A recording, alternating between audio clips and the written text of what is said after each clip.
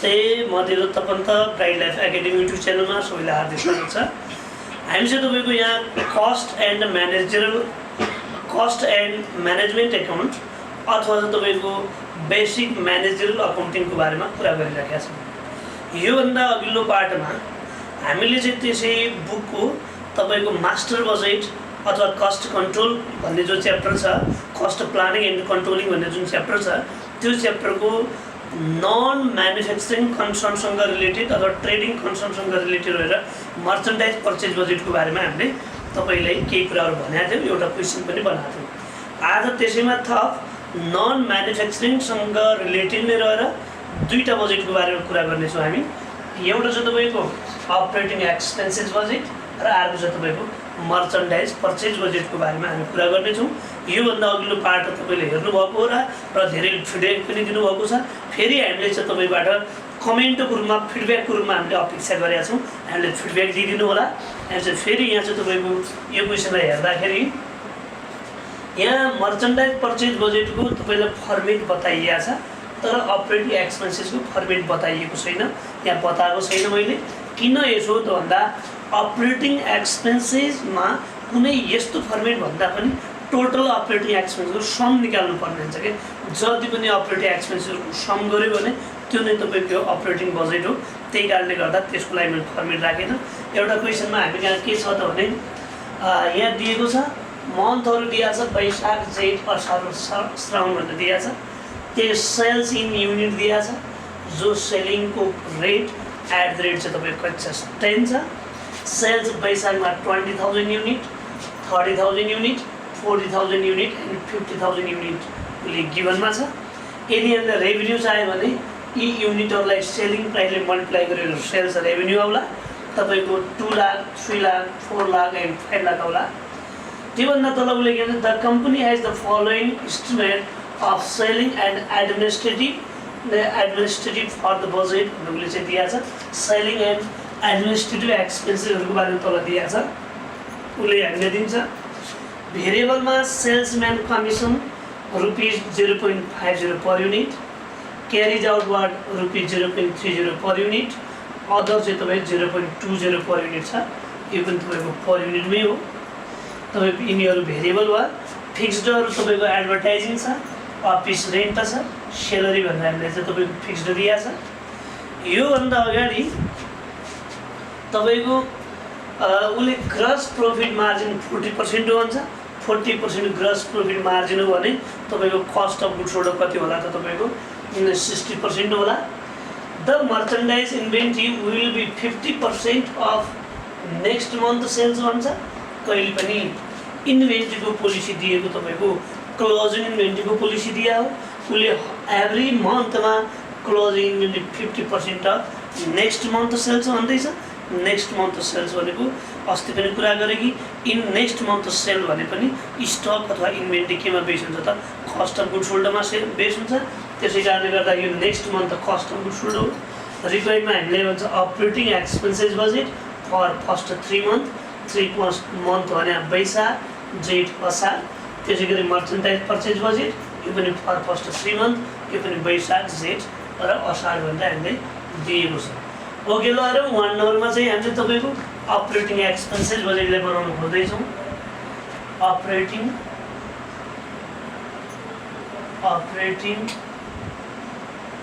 Expenses budget, operating expenses budget. Operating expenses बजेटमा हामीलाई 3 महिना छ, वैशाख, तपाईँको जेठ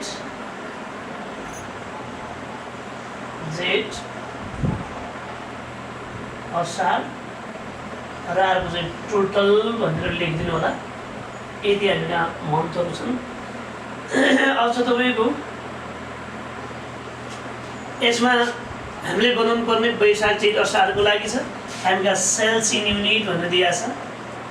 सेल्स इन युनिट यसलाई लेख्नै पर्छ भन्ने केही पनि छैन, लेखे पनि भयो नलेखे पनि भयो, एज यु लाइक।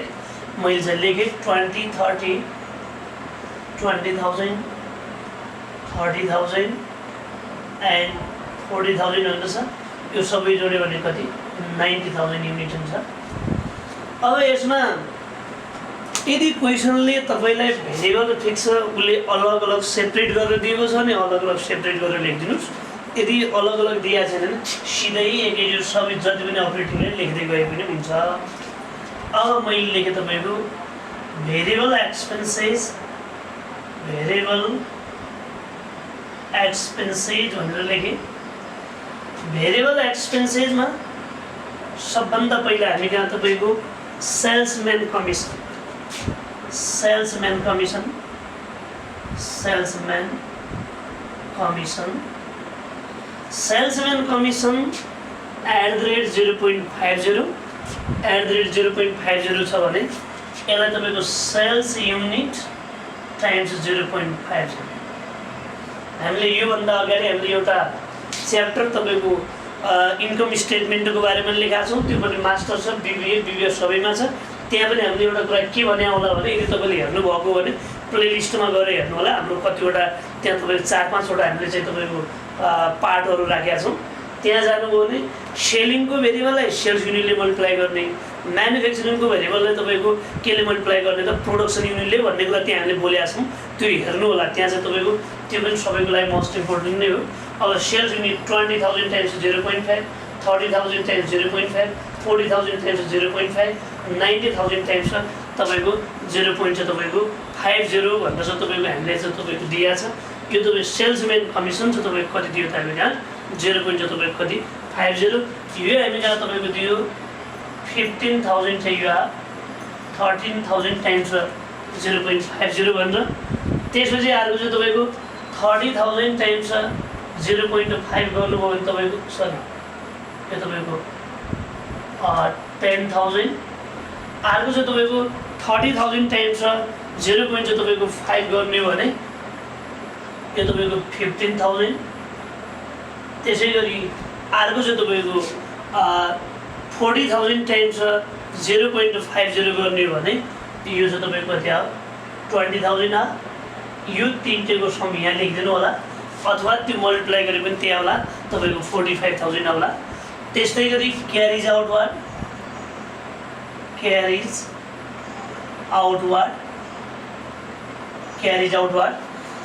आउटवार्डमा तपाईँको कति छ 0.30 छ 0.30। यसलाई पनि सेल्स युनिट टाइम्स 0.30 गरौँला। सेल्स युनिट हामी कहाँ छ 20,000 छ। 20,000 टाइम्स 0.30 हामी चाहिँ गर्नेछौँ। 20,000 टाइम्स 0.30 गर्दा कति 6,000। त्यसै गरी अर्को चाहिँ तपाईँको कति छ भने 15,000 टाइम्स 0.30 छ।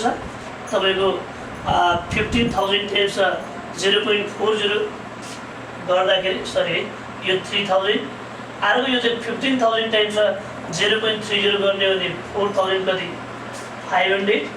त्यसै गरी चाहिँ तपाईँको अर्को चाहिँ कति छ त भने 20,000 टाइम्स 0.30 गर्ने हो भने तपाईँको यो चाहिँ तपाईँको कति 6,000 चाहिँ यो आउने छ सेल्स क्यारिज आउटवार्ड। त्यसै गरी अर्को चाहिँ तपाईँको अदर्स भनेर दिएको छ। अदर्समा चाहिँ तपाईँको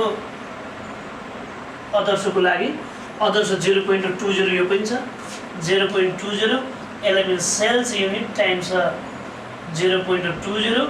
सेल्स युनिट भनेको यहाँ 20,000 30,000 यो भनेर दिएको छ। तपाईँको सेल्स 20,000 टाइम्स 0.4 भने चाहिँ 0.20 भने तपाईँको कति यो चाहिँ तपाईँको 4,000 यो आउँदैछ। त्यसै गरी अर्को चाहिँ तपाईँको 30,000 टाइम्स यसलाई पछि यिनीहरू सबले हामीले जोडेर लेख्ने हो। अर्को 30,000 टाइम्स 0.20 भने 6,000। अर्को चाहिँ तपाईँको 40,000 टाइम्स 0.20 भने यो चाहिँ तपाईँको कति 8,000। यो चाहिँ हाम्रो चाहिँ के हो त भेरिएबल कस्ट हो। यहाँबाट तपाईँको टोटल चाहिँ तपाईँको के त variable cost total variable cost. अब टोटल भेरिएबल कस्ट गर्नुभयो भने यो चाहिँ तपाईँको कति आउने छ 17,000। अर्को चाहिँ तपाईँको उतातिर चाहिँ तपाईँको 15,000 4,506 तपाईँको 6,000 गर्नुभयो भने यो 25,500 यो पनि आउनेछ। त्यसै गरी अर्को चाहिँ तपाईँको 20,000, अर्को चाहिँ तपाईँको 6,000 र 8,000 तपाईँले यिनीहरूको सम गर्नुभयो भने यो चाहिँ तपाईँको कति होला 34,000 आउनेछ। त्यसै गरी योलाई मैले ए भनेर लेखिदिएँ। अर्को चाहिँ तपाईँको फिक्स्ड कस्टमा यहाँ दिएकै छ। सबभन्दा पहिला एडभर्टाइजिङ भन्ने दिएको छ।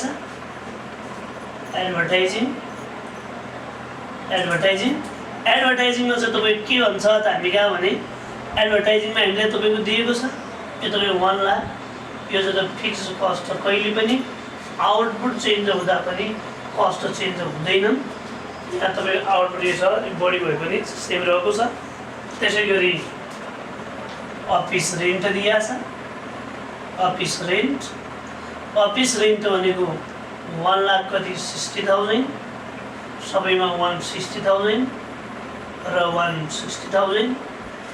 त्यसै गरी सेलरी चाहिँ तपाईँको कति हो 90,000। सेलरी हामी कहाँ सबैमा तपाईँको 90,000 छ, सबैमा 90 भनेर लेखौँ। त्यसपछि चाहिँ तपाईँको टोटल फिक्स्ड कस्ट आयो हामी कहाँ।